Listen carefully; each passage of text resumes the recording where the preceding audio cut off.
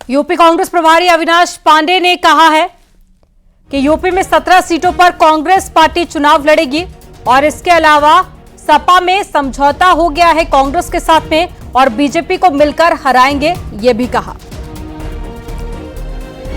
तो press conference आप सुन रहे थे। यूपी कांग्रेस प्रभारी अविनाश पांडे ने बड़ी बात कहा कि यूपी में 17 सीटों पर कांग्रेस पार्टी चुनाव लड़ेगी। कांग्रेस और समाजवादी पार्टी में समझौता हो गया है, बीजेपी को मिलकर हराएंगे। उन्होंने कहा कि सभी पार्टी साथ में आई हैं और कहा कि बीजेपी ने जो वादे किए थे वो वादे पूरे नहीं किए हैं। वादा खिलाफी का भी बीजेपी पर आरोप लगाया और कहा कि सभी पार्टियां साथ आई हैं। ये इंडिया गठबंधन एक अच्छा और बड़ा फैसला था और इंडिया गठबंधन मिलकर अब बीजेपी को सत्ता से बेदखल करेगा। तो लगातार सीट शेयरिंग को लेकर पेच फंसा हुआ था, लेकिन अब तस्वीर काफी हद तक स्पष्ट हो चुकी है। कांग्रेस पार्टी 17 सीटों पर चुनाव लड़ेगी। इसके अलावा एक सीट चंद्रशेखर की पार्टी को दी गई है, भीम आर्मी को, और इसके अलावा जो बाकी सीटें हैं उस पर समाजवादी पार्टी खुद चुनाव लड़ेगी।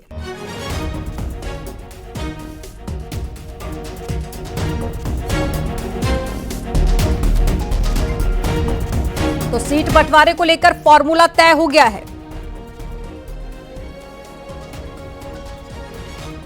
और अब तैयारी ये विपक्षी पार्टियों की कि बीजेपी को इसी फॉर्मूले के तहत सत्ता से बेदखल करना है। तो उत्तर प्रदेश में गठबंधन पर जो जानकारियां इससे पहले सामने आ रही थी कि गठबंधन टूट सकता है, सीट शेयरिंग को लेकर बात नहीं बन रही है, लेकिन अब सहमति बनती हुई नजर आ रही है और 17 सीटें जहां पर कांग्रेस पार्टी चुनाव लड़ेगी।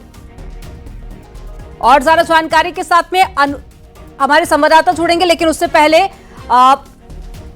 प्रवक्ता जुड़ गए हैं समाजवादी पार्टी से, अनुराग भदौरिया। अनुराग जी, बहुत स्वागत है आपका न्यूज 18 पर। और सीट शेयरिंग को लेकर अब पूरी तरह से तस्वीर साफ हो गई है। 17 सीटें जिस पर कांग्रेस पार्टी चुनाव लड़ेगी, बाकी सीटों पर समाजवादी पार्टी, और एक सीट आप लोगों ने चंद्रशेखर आजाद की पार्टी को भी दे दी है। देखिए, कहते हैं ना, नहीं है किसी तरह की टेंशन, हो गया है शक्तिशाली गठबंधन। जनता ने अब की किया विचार, जो कहते थे 400 पार, अब की बार उनकी तय है हार। अब कौन बात के डर बा जब यूपी के लड़कन साथ बा। अब तो देखो, भारतीय जनता पार्टी वैसे ही परेशान, टेंशन में रहती है हमेशा, क्योंकि उसे पता है कि उसकी हार तय है।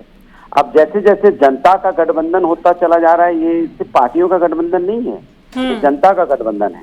और जनता जैसी गठबंधन कर रही है, वैसे ही भारतीय जनता पार्टी की हार की होने की तरफ बढ़ने लगी है।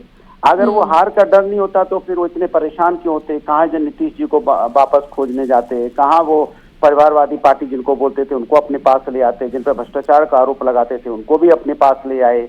तो अब सबको समेटे जा रहे हैं, क्यों? क्योंकि उन्हें पता है हार का डर है। अब चिंता इस बात की है मुझे कि जो हमारे बीजेपी के जो नेता बीजेपी में हैं, अब बीजेपी चूंकि विपक्ष में हो जाएगी, बीजेपी के नेता वहां से रिप्लेस हो जाएंगे, वहां विपक्ष के नेता बैठ जाएंगे, तो बीजेपी का फिर क्या होगा, ये भी चिंता का विषय है। तो भारतीय जनता पार्टी की हार तो तय है, क्योंकि भारतीय जनता पार्टी ही बच जाए तो बड़ी बात है, क्योंकि वहां तो मैंने जैसा बोला ना, विपक्ष में हो जाएगी, विपक्ष के नेता चले जाएंगे तो वो किसको धक्का मारेंगे? बीजेपी के नेता को धक्का मारेंगे ना, बीजेपी के नेता को धक्का मार के जगह ले लेंगे, बीजेपी देखती रह जाएगी। सर, एसएन सिंह जी भी हमारे साथ में जुड़ गए हैं, बीजेपी से प्रवक्ता हैं। जैसा कि आपने कहा, मैं सवाल उनसे भी पूछ लेती हूँ। एसएन सिंह जी, इंडिया गठबंधन अब बीजेपी को सत्ता से बेदखल करेगा, अभी बड़ी बात कांग्रेस पार्टी की तरफ से कही गई है, यानी कि तैयारियां कर ली गई। अब आपकी क्या प्लानिंग है? प्रदेश की जनता तो इंतजार रही है, रामद्रोहियों को एक साथ ही जवाब दिया जाए। भाई, एक लोग तो भगवान राम को कार्तिक कहे और दूसरे राम भक्तों पर गोली चलाए, और दोनों साथ इकट्ठे होके आ रहे हैं, तो बहुत आसान है कि एक ही बार न्योता वापस कर दिया जाएगा। प्रदेश की जनता तो बड़ी शिद्दत से ढूंढ रही थी कि कांग्रेस और समाजवादी पार्टी और भी रामद्रोही, जो सनातन द्रोही हैं, जो डेंगू मलेरिया कहते हैं हिंदू धर्म को, वो सब इकट्ठे होकर आ जाए। और रही बात भारतीय जनता पार्टी की और भारत की जनता की, उत्तर प्रदेश की जनता लेकिन की, यूपी कांग्रेस प्रभारी अविनाश पांडे कह रहे हैं कि बीजेपी ने जो वादे किए थे जनता के साथ में, वादे पूरे नहीं किए, वादा खिलाफी का आरोप लगाया बीजेपी पर। नहीं, हमारा वादा इनको तकलीफ देगा ना। हम तो भव्य राम मंदिर का वादा किए थे, वो इनको तकलीफ देगा। हम 370 पे कानून ले आए, वो इनको तकलीफ देगा। हम 3 तलाक पे कानून ले आते हैं, वो इनको तकलीफ देगा। भाई जिस काशी में पूजा पे ये रोक लगाते हैं वहाँ पूजा खुल जाती है, वो इनको तकलीफ होगा। जिन अपराधियों की ये मदद करते हैं उन पे हम बुलडोजर की कार्रवाई करते हैं। जो जमीन सरकारी जमीन हमारी है। ठीक है, ठीक है, मैं लौटूंगी आपके पास में। लेकिन अनुराग जी, अगर पिछले कुछ सालों का रिकॉर्ड उठाकर देखें तो कांग्रेस पार्टी एक एक कर हर बार काफी ज्यादा कमजोर हो गई है। हम 2014 की बात कर ले, 19 की बात कर ले, तो आपको ऐसा लगता है कि फिर भी ये रणनीति काफी होगी सत्ता से बेदखल करने के लिए बीजेपी को? आप बीजेपी के प्रवक्ता की आवाज से आपको समझ में नहीं आई? उनसे बात करनी चाहिए थी उनको कि उन्होंने किसान के लिए क्या किया, युवाओं के लिए क्या किया, महिलाओं के लिए क्या किया, समाज के लिए कौन सा विकास का कार्य किया। तो क्या कह रहे हैं, ये सनातन विरोधी है, ये सनातन को गाली देते हैं। अरे भैया, सनातन का मतलब मालूम है आपको? सनातन की स्पेलिंग अभी बोलूंगा तो नहीं बोल पाओगे क्या? कैसे लिखते हैं सनातन, जरा बताइए। सनातन यानी सनातन के बारे में जरा ज्ञान दीजिए। सनातन क्या है, एक लाइन में बताइए क्या है सनातन। इनको यही नहीं पता होगा सनातन क्या। आप बोल रहे तब बता दूं, अभी बढ़ा दूं आपका, या बोल रहे तब दर बढ़ा दूं। अरे हमने जो विकास के कार्य 700 दंगे कराते थे उसको नेता कार्य किया। सनातन माने जो मालूम है ना सनातन का मतलब क्या है? कान तो सनातन है, वो सनातन है। जो शिकार है वो सनातन ही है जो आपका है कि आप जो शोभा यात्रा पे पथराव आपने कहा, हमने काम ही नहीं किया। सनातन क्या है? मऊ मुजफ्फर सनातन क्या है बताइए, सनातन के बारे में बताइए ना। सनातन की बात कर रहे थे सर सनातन पर चर्चा करने के लिए नहीं आए हम लोग। अनुपम मिश्रा भी हमारे साथ में जुड़ गए हैं न्यूज रूम से।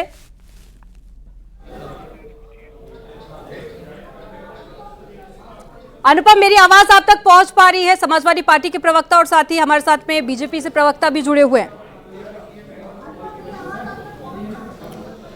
अमनदीप, आपकी आवाज नहीं आ पा रही, लेकिन जहां तक मैं सुन पा रहा हूं, देखिए सबसे बड़ी बात यहां पर यह है कि जिस तरीके से समाजवादी पार्टी और कांग्रेस के बीच में ये जो अलायंस हुआ है, ये जो गठबंधन हुआ है, ये यहां पर समझा जा सकता है कि जो सीटें हैं यहां पर, चाहे हम देख लें कि, और हमारे साथ अनुराग भदौरिया और एसएन सिंह दोनों जुड़े हुए भी हैं।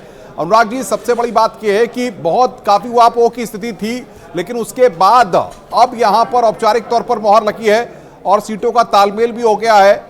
लेकिन सबसे बड़ी बात यह है कि इस गठबंधन से कितनी उम्मीद की जाए?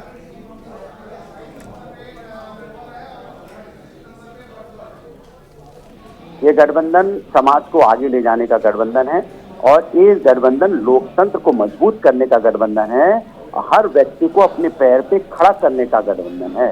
भारतीय जनता पार्टी की हार तय है क्योंकि जनता ने मन बना दिया। हमारा सरोकार ये नहीं है।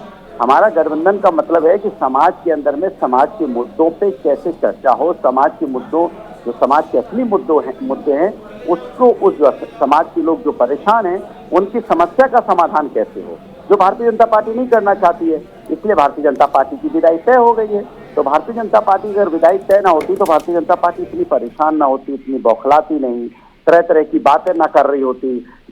हर जगह देखिए आप, जो भी दल में, चाहे जिनको भ्रष्टाचारी बताते थे उनको भी अपने दल में ले आ रहे हैं, परिवारवादी जिनको बताते थे उनको भी अपने दल में ले आ रहे हैं, जिन पे आरोप लगाते थे गंभीर आरोप उनको भी अपने दल में लेके आ रहे हैं। मतलब ये, चूंकि ये नए नए लोगों को पिछले गठबंधन, दूसरे दलों के लोगों को ला रहे हैं क्योंकि इनको डर सता रहा है कि इनकी हार तय। अगर हार तय ना होती तो क्यों इतना परेशान होते? फिर तो खुद ही कह रहे थे 400 पार। जब आपकी 400 पार रही तो फिर काय पकड़ते घूम रहे इसको उसको। बिहार में देखिए क्या हालत है, नीतीश जी को जाके फिर दोबारा से इन्होंने पकड़ा, नीतीश जी आइए आप मेरी मदद कीजिए।